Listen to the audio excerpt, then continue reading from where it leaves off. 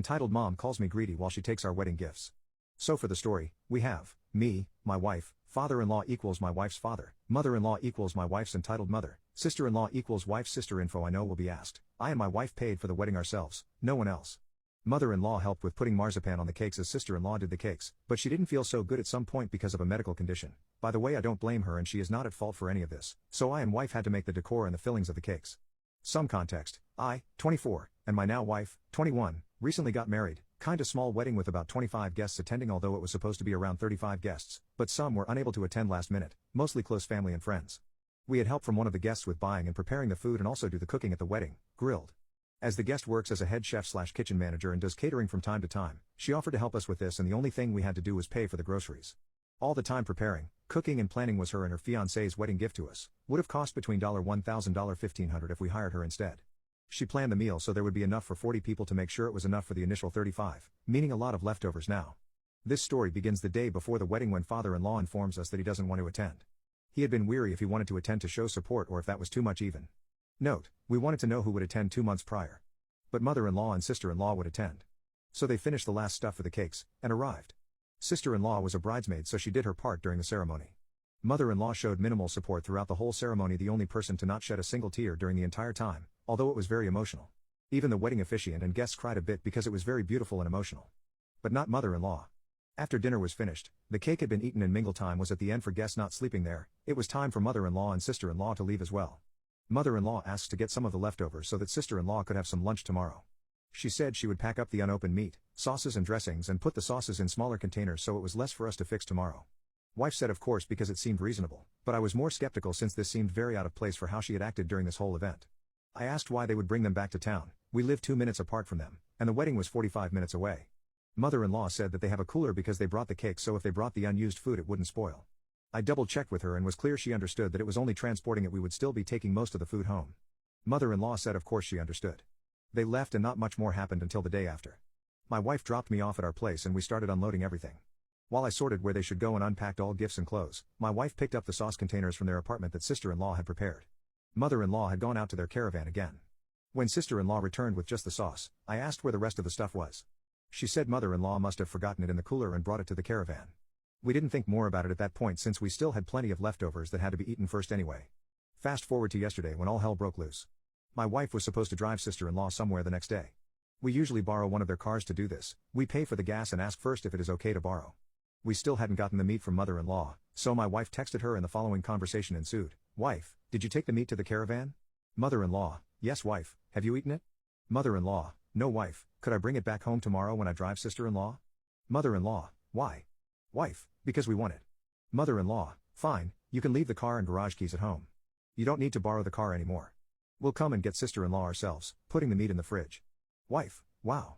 So just because we want the meat back that we paid for, I don't get to borrow the car anymore?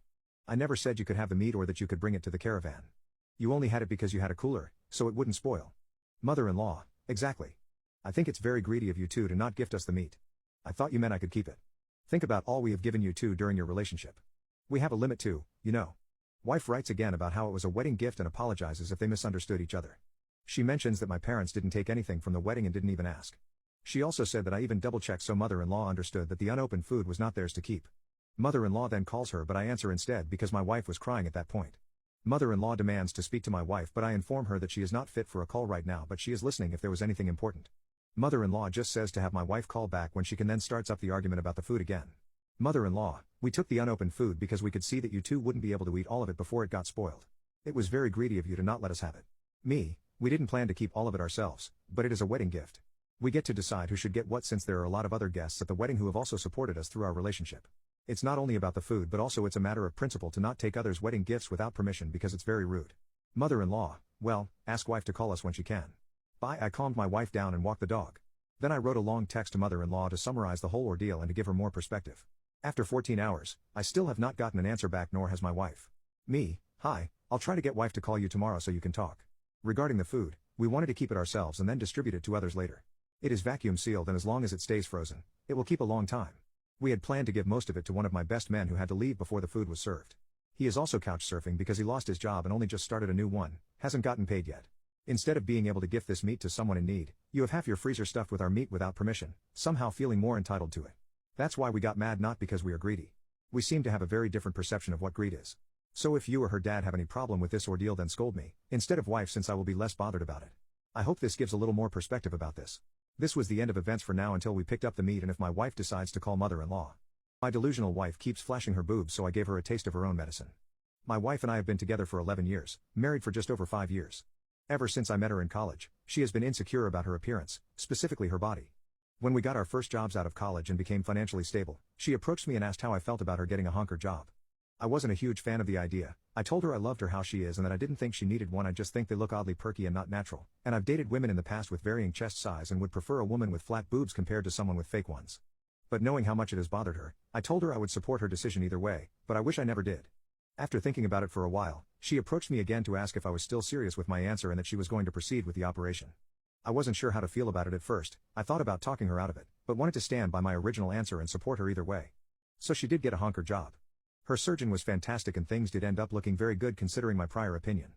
The problem I've had is ever since she got her honker job, it's definitely made her put them on display. She went from wearing baggy and unrevealing clothing to very tight and revealing shirts with a lot of cleavage. I'm not enjoying the fact that she is willing to show people her bare breasts. It's no secret to anyone that has known her for a long time that she got a honker job. At first, it was mostly her just showing her girlfriends, which was still weird to me but didn't really cross a boundary for me. However, it's almost as if the more and more she's shown them off and gotten validation, the more and more enabled she is to continue doing it. The first time it crossed a boundary for me was when we were at a friend's house for dinner and drinks, and she had a little too much to drink and showed her girlfriend her breasts while her girlfriend's husband was standing right there. She pulled her breasts open in front of everyone sitting on the table. While driving back home I confronted her about her actions, but she just replied by saying, "Don't you want to show everyone how great my new guns are?" I realized that she was still drunk and decided to wait until we got home. The next morning I tried to set boundaries with her, but she accused me of controlling her and started crying. I thought that maybe this was a one-time thing, but I was wrong. Most recently, we were at a friend's house with many other mutual friends watching a football game, and she got drunk again. Upon our team scoring, she lifted her shirt and flashed her breasts at the entire party while jumping up and down in celebration. She's not even a football fan and hardly understands who to cheer for. To me it was like an excuse to just show off her breasts to everyone. I had enough and we had an argument again. She got defensive and turned it around on me, saying that for once in her life she's happy with how she looks and she just wants to feel good about herself. Arguing with her was pointless, but there was still one way to fix this situation. The next week when we went for a family dinner with her parents, I decided to do what she does, thinking that she would understand how I felt. While her siblings and parents were eating, I stood up and flashed my pee-pee. Everyone stared at me with shock. My wife started screaming for me to cover up and told her parents that we were leaving. On the drive back home she asked me, "Why the F would you do that?" I told her because I feel good about my pee-pee and want everyone to know about it, just like you want everyone to know about your breasts. She broke down in the car and tried to explain how men always want to see boobs while girls aren't so obsessed. I had enough of her bullshit and told her that the next time she flashes her breasts, I'm going to flash my pee-pee. My great-grandmother embarrassed by nightmare stepmother in her will. My stepmother did not take this kindly. My great-grandmother and I were very close. As I grew up, her home was always a sanctuary away from my dad and stepmother's bullcrap. As a side note, I effing hate my stepmother with all my heart. She had made fun of my autism, made fun of mental health issues of basically any of our family members. When my younger sister came for help from her father, my stepmother literally assaulted her and told her to never show her face again. She loves to shove her political conspiracy theories down your throat, and once she effing ate my custom-made birthday cake the night before my birthday after coming home drunk from a night out. Enough about my stepmonster. As Foz is my great-grandmother, she was also always very kind to my mother, even after my mother remarried, and at one point called the police on my father when he tried to lay hands on my mother when he found out she was going to remarry. The last year of my great-grandmother's life, she seemed to just deflate. My great-grandfather, her husband, had been dead for almost 12 years at this point, and I knew she missed him terribly, but that last year she seemed to talk about him more and more, and she lost a lot of weight, but never her mental acuity. One day, out of the blue, she calls my grandmother, her daughter, and asks for a ride. She has to an appointment. My grandmother obliges, and great-grandmother gives her an address, to a hospice. Turns out she had been diagnosed with pancreatic cancer 6 months before, and decided it was her time, rather than fighting it. She didn't tell anyone because she didn't want us to try to talk her into chemo and such when she was nearly 90. She passed very quickly after she entered the hospice, and meeting up for the funeral was the first time I'd seen my stepmother in person since I graduated from high school. I avoided her, and spent most of the time talking to my grandparents and my aunt.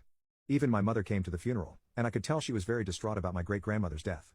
It was a lovely service in her tiny Methodist church, and then she was buried next to my great-grandfather in the nearby cemetery. My grandmother asked everyone to stay in town while she handled the will, and then we'd separate everything out. I told her I couldn't afford to, but I wasn't working at the time and she offered to let me stay at her house. My great-grandmother's house was locked up like a vault. My grandmother, probably in a blessed moment of foresight, hired security to watch over the house and its possessions 24 hours a day, and wouldn't you know, every day they had to report a redhead in her mid-30s tried to go into the house and they had to turn her away. About 3 weeks later, my grandmother called everyone together at my great-grandmother's house to handle the will. Please friends, line the llamas up to the left, yourselves to the right, and snacks will be handed out in an orderly fashion. My grandmother decided to do a reading of the will. I am about 100% sure, this was because her own llamas were nearly starving from 3 weeks of laying low, and they desperately needed to be fed. Attorneys don't normally do readings of the will like you see in movies, so my grandmother read it, but my great-grandmother's attorney was there, with a box, that was to hand out things from my great-grandmother's safety deposit box in the bank. The will was organized by generation. To my grandmother, the house and whatever remains of her possessions and money after everyone else listed has received theirs. To my great-uncle, my great-grandfather's personal effects, like his watches and cuff links. To my aunt, my great-grandmother's antique sewing machine that she'd inherited from her mother, and a lot of her vintage designer dresses. To my aunt's husband, my great-grandfather's classic car. To my uncle, their summer home by the lake. To my uncle's wife, my great-grandparents' books except the cookbooks, and the bookshelves to keep them in. To my dad, my great-grandfather's golf clubs, pipes, and camera equipment. To my father's wife, also known as my stepmother, $1 with a notation that she never forgave her for the way she treated her precious great-grandchildren, and that she will enjoy watching her burn in hell, even if it means great-grandmother is condemned to hell herself for such vindictive thoughts. I think my grandmother was fighting off a smirk the whole time she read that. It was taking all of my self-control to keep my butt effing silent. Thank God I had tissues so I could pretend I was crying into them while laughing silently. To my father's first wife, my mother, $250,000, plus whatever is needed to pay off her house and student loans. Y'all, my mother wasn't even at this meeting. My stepmother started screaming, insisting that someone had tampered with the will. She's not family. My grandmother looked at her with that 1,000-yard stare and said, neither are you. My dad is beet red, but my grandmother has always been able to at least keep him quiet. After a few minutes of yelling, my grandmother told her to sit down and shut up. They weren't done. To my great-uncle's son, my great-grandfather's boys' cabin, and all the contents. To my aunt's children, a trust fund to pay for college, each. To my uncle's stepson, who he always treated like his own son, a trust fund to pay for college. To my younger sister, a trust fund to pay for college. To my younger brother, $250,000, and an heirloom necklace to give to his wife if he ever marries. To my younger brother, my mom's child with my stepfather, a trust fund to pay for college.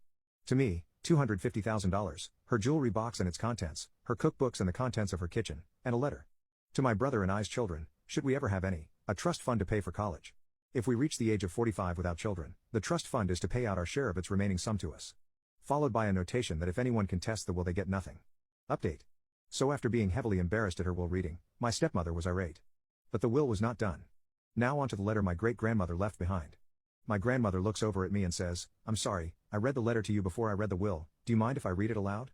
My stepmother is already hopping mad, insisting that it's not fair, she's going to contest the will, my great-grandmother wasn't in her right mind when she wrote it, etc. My great-grandmother's attorney was right there the whole time, just rolling his eyes. I gave my grandmother the go-ahead, because about 20 years of vindication tastes like effing fine wine. The gist of the letter was, she is sorry she didn't tell me about the cancer, but she didn't want to worry me about something that is just a natural part of life. She is sorry that I drew the short straw when it came to parents, but is very proud of me. That my stepmother is a homewrecker and not to let her touch a cent of my money, no matter what my father says. That she hopes I'll use some of the money to get the mental health help that was denied me in childhood because my father is more concerned with his idiocy than his daughter's welfare. That my stepmother was evil and vindictive and she knows that she blew up after hearing the will and is now laughing at her in her grave. That one was badass, badass great-grandma, badass. You could have heard a pin drop in that room after my grandmother finished reading it. After a few minutes, my stepmother sputtered, you can't let her do that. My dad just grabbed her arm, and the two of them left. As soon as they were out of the door, my brother looked at me, and said I'd high-five you but that seems crass. And the rest of my relatives started laughing. According to my little sister, my stepmother yelled a lot about how they needed to contest the will, and finally my father shut her up with, I've divorced better women for less. That's enough. Which is a effing sick burn because my mom was his only other wife. My mom broke down in tears when we showed up with my great-grandma's attorney to handle paying off her bills and give her a fat check, and then started full-on ugly crying when they told her a trust fund had been set up for my baby brother to pay for his college. She didn't realize my great-grandmother thought so highly of her, and the money wiped out all but a few credit card bills overnight. Plus knowing she didn't need to save for my little brother to go to college made her life so much easier. As for me, I got the mental health help I needed. I used a significant portion of the money to pay for college once I was stable, got a nice job working from home, and used some more to move to Southern California since I have seasonal depression and not having a real winter helps a lot. My wife treats me like an outsider in my own family. I have no one. I have been married for 15 years. I have known my wife since I was 8. We have 3 daughters together.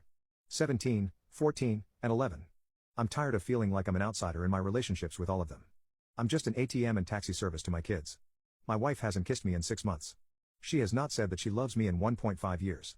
No matter how much I communicate, try to plan anything or do anything, it is always shot down, forgotten, or dismissed. I don't get angry and don't yell. I don't get physical. I like to splurge during birthdays and Mother's Day. I throw parties and give gifts and try to show how much I love them. I get a lukewarm, Thanks, and if I'm lucky, a side hug that lasts 0.0001 seconds. This week was the breaking point. Father's Day. I wake up to an empty house. Odd.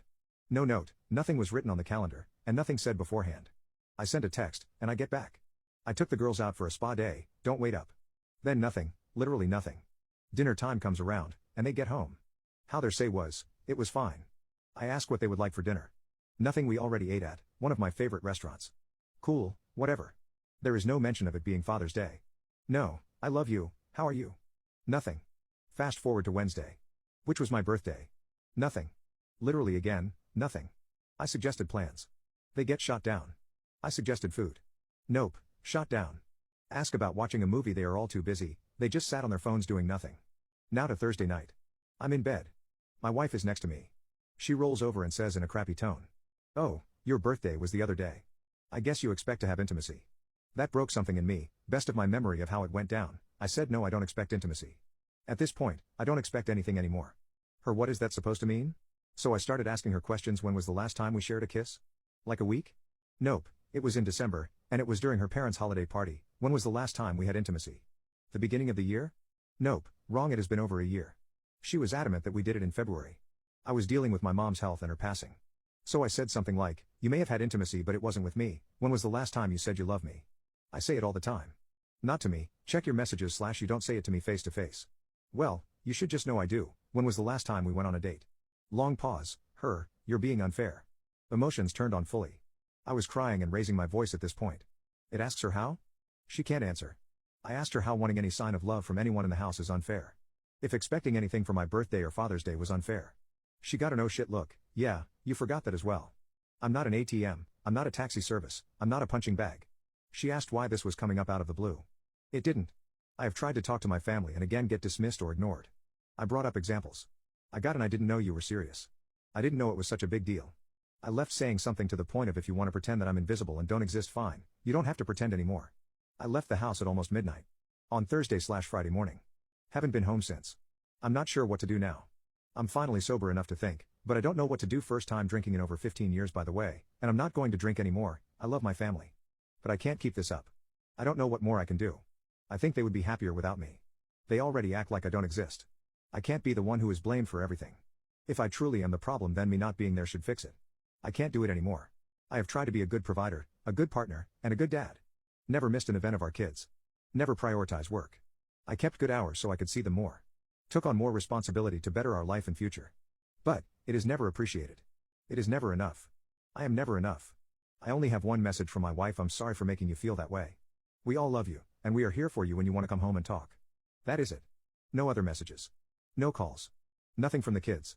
I feel like if they really wanted me there, they would try reaching out more. All of the kids have their own phone. I don't know what she told them. I'm sure they heard me raise my voice. Me raising my voice would have definitely got their attention since I never do. I'm sure they heard me leave. I just don't know.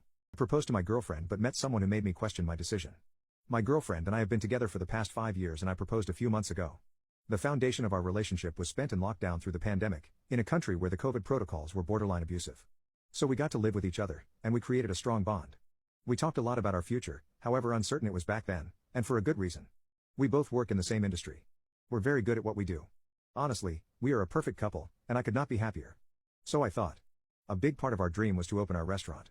And we did this year and it's doing relatively well. The company is owned by us. We are very deep into each other's lives, and my proposal was something we knew was always coming, as we lived our lives like we were already married. Fast forward to a few months. We had a woman at the age of 30 make an appointment at our place. When we recognized each other and were very surprised. We were high school lovers, but haven't seen each other since. We greeted her and I introduced her to my fiancé. After she enjoyed her food, she came up to me and we had a little chat and eventually, she left. Later that evening she messaged me, said it was great to see me and would be lovely to catch up sometime. I said I'd love to think we were going to have a friendly dinner, but I was wrong. We made it happen a week later. We went to a fancy restaurant together and she talked about herself, especially how she is single and happy. After dinner, we went to play tennis like we did in our high school days. We both share a passion for tennis, but unlike her, my fiancé hates tennis. We started hanging out even more and on the days we didn't play tennis I found myself thinking about her. She graduated from Harvard and is financially stable. Our values seem to align. The fact that she enjoys tennis as much as I do turned me on a little too much about her. For the last couple of weeks, I've been obsessing. Thought maybe it was just a crush, but I caught myself fantasizing about things I shouldn't be fantasizing about. Not even intimate, just thinking about scenarios in which I met her sooner. About being with her. What it would be like dating her. Maybe she was the one. I'm thinking about scenarios in which I throw everything I have with my fiancée away just to try to be with this girl. My passion for her grew at a rapid rate and something had to be done. I couldn't leave my fiancée, but I needed a reason to. I tried setting my fiancée up where I would be able to walk out of her life and it would be her fault. I tried setting her up with other guys but it was a total fail. The only option I had was to make her fall out of love with me. I started to be lazy, messy, and an absolute jerk to her. Internally I felt like a moron but it had to be done. In a few weeks, my fiancée told me that she was having second thoughts and needed a week or two break from the relationship. My plan had worked. During our so-called break, I got very close to my new love. Midway through the break I told her that I wasn't looking for a relationship where I'd have to take breaks and made that my reason to break up. She called me an immature child for breaking up for a stupid reason like that, but what was done had to be done. She remained my business partner which was not ideal, but we couldn't sell the restaurant. I was happy with what I had accomplished and was finally ready to go out with my new girlfriend. Everything was perfect, but the time we tried to have intimacy, I found out she was a transgender with a PP. My golden child sister stole my wife's earrings and my parents refused to do anything about it, so I ruined their reputation. Growing up, I was always neglected in comparison to my older sister. She was the miracle baby who was the one to survive after my mother's 2 miscarriages. I on the other hand was a complete accident. This caused my parents to heavily favor her, and my sister relished in this favoritism as often as she could. When we were younger she stole my belongings with no repercussions, treated me like dirt, embarrassed me in front of my friends and so on. My parents also played a heavy part in all of this. Her birthdays were way more extravagant, she would even get presents on my birthday, my parents attended her special events and not mine, so on and so on. Needless to say this caused a huge rift in between us when I moved away for college when I turned 18. I was now no contact with them, and my mental health improved a lot due to this. In college is where I met the love of my life, Cindy. She was in one of my classes and we clicked very well. I developed a major crush on her quickly, and worked up the courage to ask her out. She agreed on a date and here we are, 7 years later, happily married.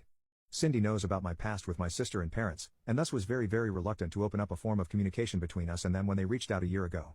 I was skeptical at first too, but I gave my family a second chance. At first it seemed like the right choice. Over this year, I had built my relationship with my sister and parents back up to decent levels. We talked about my life and theirs regularly enough and it really seemed like my parents had changed their act. It seemed like my sister had changed too, she apologized for her actions when we were younger. Our relationship became so much better in fact, my parents and sister asked me if they could come over during the holidays to meet Cindy. Considering they were not invited to our wedding or anything, they had not met her. I discussed their offer with Cindy and she was firmly against it. I'm ashamed to say I fought Cindy on it. She said she had a bad feeling about it and told me that meeting up with them was a bad choice. She always had amazing intuition about these things and I should have listened. I'm such an idiot for not. Via stubbornness I convinced Cindy that everything was okay and there was no harm in meeting my parents and she reluctantly gave in. I let my parents know they could come over and they did. They arrived next weekend and when I opened the door for them I was astonished to see that they had not changed much in the past 7 years. I saw my sister too, who did not want to be there as much as my parents. Nonetheless I welcomed them in and introduced Cindy to them. We all sat down for dinner and caught up. We all strayed away from the topic of how neglected I was as a child and rather made small talk, catching up on mom and dad's business, my sister's college studies and so on. There was only one point in the dinner when we were close to having an argument. That happened when my sister insulted the food Cindy but Cindy quickly put her in her place. My sister tried to argue but I shut her down too. She looked to our parents for help who stayed silent, and my sister was visibly shocked by the fact our dear parents were not coming to her aid immediately like they always did. Shortly after this, perhaps 10 minutes later, she excused herself to go to the bathroom, and came down maybe 2 or 3 minutes later. The rest of the dinner went well and we said our goodbyes. After dinner my wife and I discussed the whole thing and came to the conclusion that my parents had possibly changed, but my sister was as insufferable as ever and there was no way we could have contact with her. That's when my wife went upstairs and left me downstairs, telling me to put on a movie and that she'll be back down in a minute. A minute later I heard her frantically making noise upstairs. Whatever was going on was very serious, as I could tell she was turning the room upside down. I heard the bed being banged against the wall, drawers slamming open and shut, and her yelling where are they? I came upstairs to ask my wife what was going on and she told me that her earrings were missing. Those earrings. For context, my wife owns a special pair of earrings she only wears on the most rare occasions. These earrings are very old, passed down for now 4 generations, and are priceless to her, as well as valued very high in the market. Well, these earrings were missing. We turned the house upside down and did not find them. With no luck, my wife asked me if it was possible that my sister took them. That's when I realized. After getting angry that Cindy shut her insults down, she went upstairs. My wife had left the earrings on the nightstand. My sister used to be a kleptomaniac when we were little, and my parents always enabled her. It all clicked. It simply had to be my sister. My wife flipped out at me, yelling at me for inviting someone I knew was a kleptomaniac into our home and not informing her of it. She stated had she known she would have never allowed my sister to come over. I apologized over and over to her, and it took a lot for me to convince her not to take my head off. I realized I had effed up very badly and rushed to contact my parents. I was able to call them and demanded to speak to my sister. I accused her of stealing my wife's earrings, and I got a, maybe I did, maybe I didn't from her, alongside a laugh. That settled it. I knew she did it. She knew I knew she did it, but there was nothing I could do to get them back. Or could I? I had a way to go nuclear on them, but at first I didn't want to. I assured my wife I would get her the earrings back. I contacted my parents demanding for them to force her to give them back. They told me that although they sympathized with my wife, my sister was a grown woman and they could not force her to do anything. They also told me I had not proof, and although that was true, everyone under the sun knew she had stole it. So here is where I threatened my parents to go nuclear. They had mentioned to me that they were still running their business over the dinner, and I remember that business very well. It was very shady, taxes were avoided, it was a miracle nobody had reported them for it yet. It was a fake charity that looked legit on the outside more or less. Well, I told my parents that either their daughter give us back the earrings, or there will be an anonymous tip given about their business. My parents crapped themselves so much that they drove for 5 hours with my sister the very next day to give me back those earrings. Well, my wife convinced me to be petty. I didn't inform anyone of the business, but I texted the extended family group chat, which I was added into once my parents contacted me again. This text informed everyone of what my sister did, what my parents did, and warned them all to never let my sister into their homes again or there is a food chance that their belongings will also be stolen. My parents have contacted me asking to come over and talk without my sister, and I agreed but told them we shall talk at a coffee shop, as I am uncomfortable letting them into my home again. My wife did not want me speaking to them, but as far as I am concerned, they're dead to me. I'm only going to talk for closure. My mother-in-law is asking for a DNA test, so now I am asking for a divorce. I've been with my husband for 5 years now. Married for 3. Well, long story short, his mom was always overwhelmingly bold with her input on everything, to put it nicely. I genuinely think it's not fair to be mad at your partner for something he didn't do himself. He can't control what his mom does or says. But what's also not fair is him not addressing it when I am clearly uncomfortable or upset and instead just talking me into brushing it off or going with it. I never would ever have a back and forth with my mother-in-law, because I think it's very rude, so I just accept her snarky comments. It's just not worth barking at each other. I always kind of brush it off if it's a snarky comment or if it's a better way to do something in her opinion. I'll just tell her thanks for the suggestion but we are fine. It's actually true, the saying when you marry someone, you marry their family. I think the way to handle it is each spouse should keep his side of the family in line, for lack of a better way to say it. I deal with my parents and their shenanigans and I expected him to do the same. He never did. He always asks me to give her some grace. Well, it's hard when that person is insulting you. For a while now she has been making comments about how my son doesn't look like my husband when he was a toddler. Basically he accused me of sleeping around. This, rightfully so, upset me. Sorry, my genes are strong, what do I tell you? I was short with my husband because he didn't address how out of pocket and disrespectful this whole thing is. It has been a week since my husband, well, soon-to-be ex-husband, told me that he would be doing a paternity DNA test, not because he thinks that it's not his son but to shut his mom up. I don't know which one is worse, him accusing me of cheating or this poop. But all I know is this is audacious. I didn't cheat and I am not concerned one bit about the test results. I wasn't going to stop him from taking a DNA test or whatever, but I just know I don't want to deal with this any longer. I am looking for an apartment and I talked to a lawyer the day after he brought this DNA test thing up. And I've been acting more than normal since. We'll be getting the results in 2 days. I can't wait. He would be also getting divorce papers with that too. I know for a fact he won't see it coming. I tried my best to make this whole thing work and manage my relationship with my mother-in-law as gracefully as possible. But thinking about it, it's not just my mother-in-law that's the problem, but how he is handling things is also a problem. And side note, I never been more glad that I didn't leave my job when I got married. He makes more than enough to take care of the financial side of things. I thought I would get bored. I only have to be on site 2 days per week. I really love my job and the company, so I didn't leave. Best decision I ever made. He is unreliable, to say the least. I know that divorce can be hard on kids, but I experienced the other side. Living with 2 parents that hated each other and violently fought almost all the time is as hard, maybe even harder. They thought that staying together would be good for me and my siblings. Newsflash, it wasn't. It was traumatizing to say the least.